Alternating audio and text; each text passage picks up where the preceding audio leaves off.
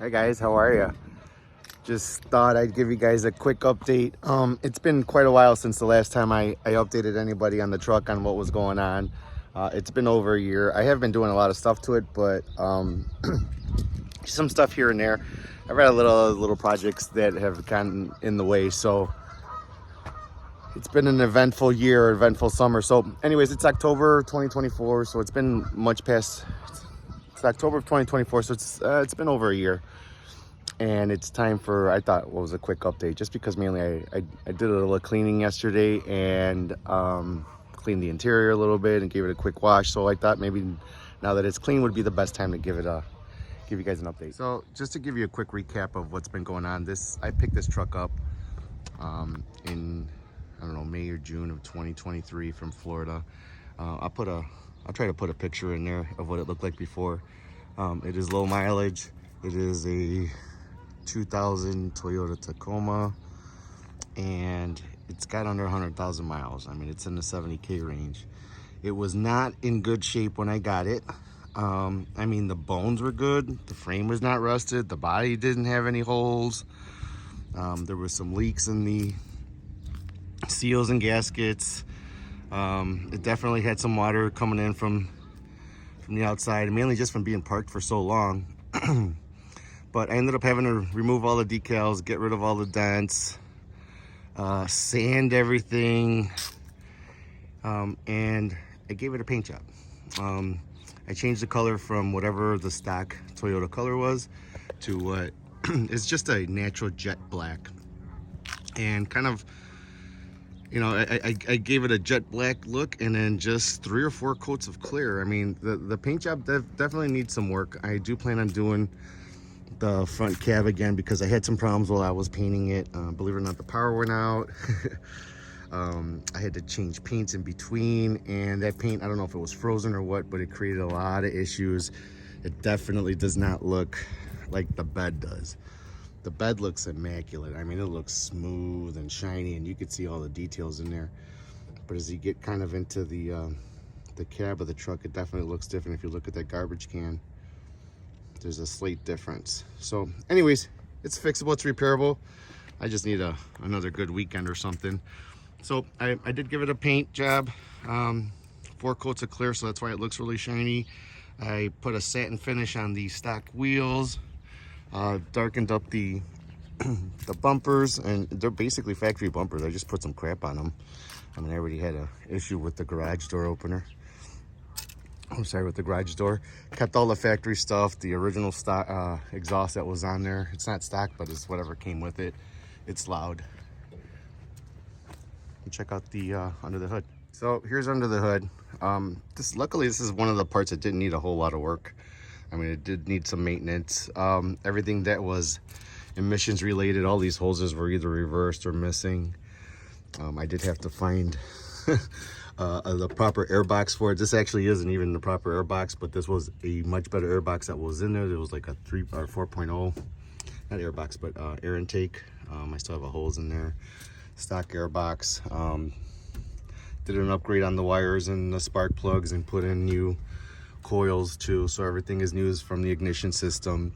When I upgraded my stereo system, I did put a fuse block, or a power fuse for the sound system, and then I added another kind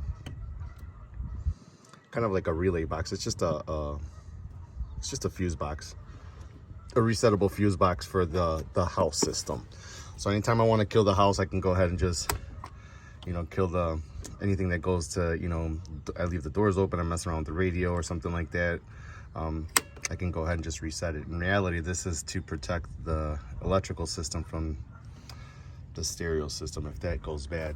I did upgrade the battery. I did the big 3, so I upgraded the ground cables, the power cable to the starter, and then all the ground cables back to the engine block and to the body. I did upgrade I put in a new alternator.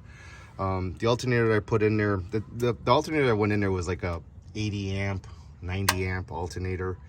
And, you know, as soon as you do anything with this thing, including the stereo system, it immediately told you that was a weak link. So I did upgrade the alternator to the power bastards.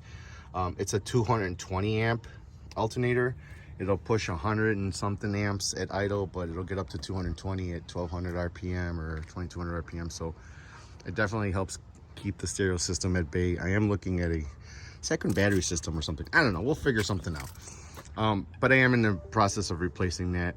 Just kind of wanted to show you some of the stuff I've done to the engine. Everything else, I did do the lower ball joints. These are known for having lower ball joint issues. Oh God, I can't even tell you. I didn't want to talk about the transmission, but I did do the clutch job. I did my first clutch job on this. Can't even see the transmission. I did my first clutch job on this transmission, and let me tell you how not exciting it was. It was not exciting because the pilot bearing got stuck on the back of the input shaft, so I pretty much had to drop the transmission from the inside. That was not fun. But again, just to kind of show you, the bottom of this is pretty clean. It's nice. I did change the carrier bearing while I was at it. I changed everything that needed to be changed while I was under here. So new clutch, new rear and front diff fluids. I changed the transfer case fluid, oil changes.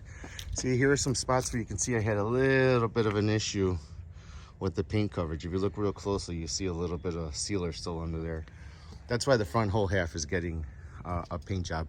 I mean, it looks great. I'm not gonna lie to you, it looks great. But if you get it in the sun in a certain spot, you'll see little things like that. But it's just a cab. It's very, very manageable. It's something, if I did it once, I could do it again. Kind of a quick show of the inside.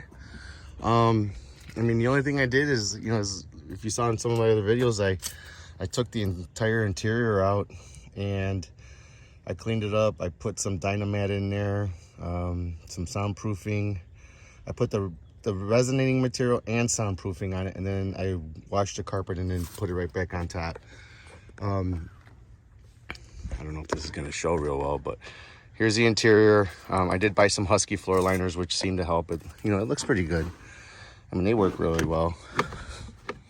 There's not a whole lot out there as far as floor liners and aftermarket parts. I did put in a,